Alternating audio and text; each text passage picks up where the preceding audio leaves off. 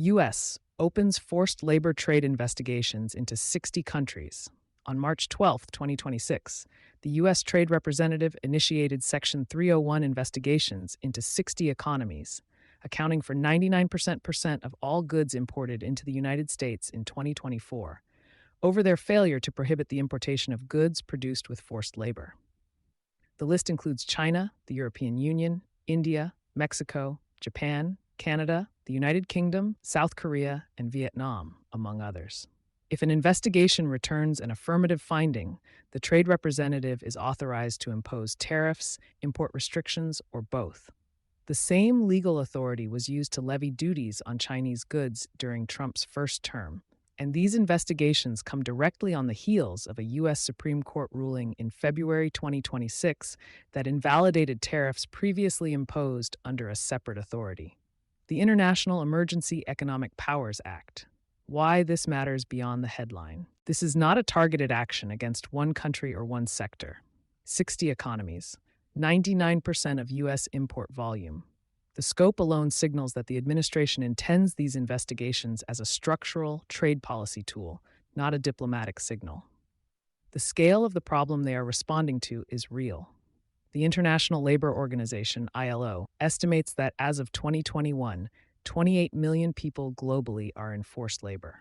This is an increase of 2.7 million since 2016, driven entirely by the private economy.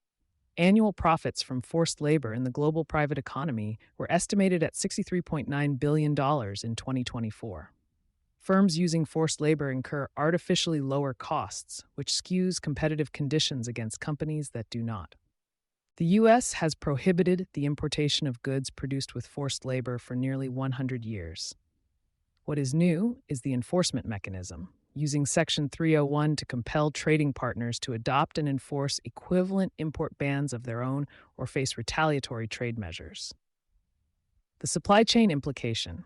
For companies with complex, multi-country supply chains, the immediate priority is exposure mapping. The Department of Labor's 2024 TVPRA list already identifies 134 products produced with forced labor in specific countries, and 34 downstream goods made with forced labor inputs. Those inputs include cotton used in garments and textiles, critical minerals used in solar products and auto parts, fish used in fish oil and fish meal, and palm fruit used in cooking oils and biofuels. U.S. Customs and Border Protection currently has dozens of withhold release orders and 8 findings in effect, prohibiting entry of specific goods.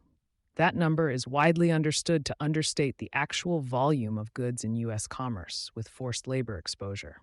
Companies that have already been denied U.S. market entry for their goods and subsequently re-exported them to markets without equivalent bans are explicitly named in the Federal Register notice as a concern.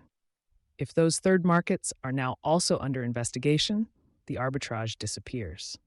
The timeline is compressed. USTR has signaled it intends to move these investigations on an expedited basis, with a target of being prepared to impose tariffs by around July 24, 2026. That is approximately 4 months from initiation to potential action. The comment and hearing window is narrow. April 15, 2026. Deadline for written comments and hearing appearance requests, April 28, May 1, 2026.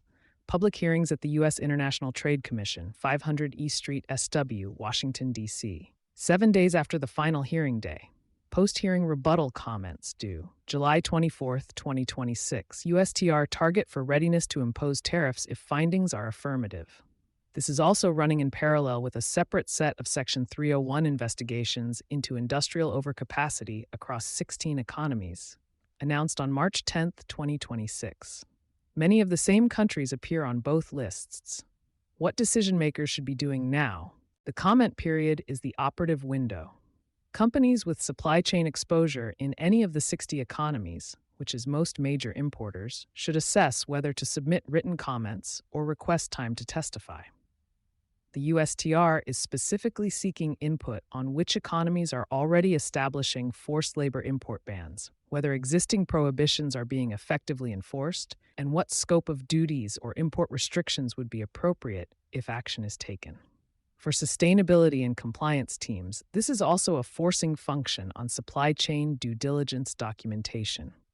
If an affirmative finding triggers restrictions, companies will need to demonstrate the provenance and compliance status of their supply chains, not after the fact, but now.